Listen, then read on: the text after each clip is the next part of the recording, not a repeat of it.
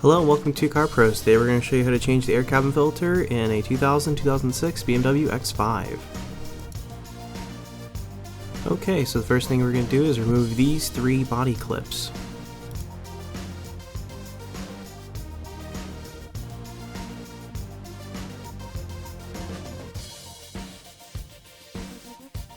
Then open the access flap and remove the air cabin filter.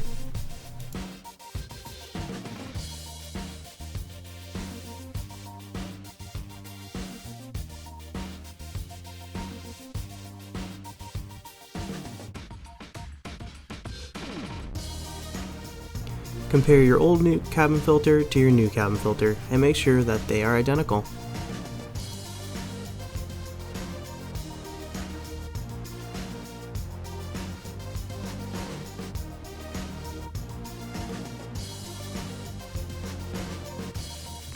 Then replace your air cabin filter, place the flap back down, and replace those three body screws that we removed earlier. And that's pretty much it. Replacing your air cabin filter is an easy and cheap way to improve the smell of your AC and flow.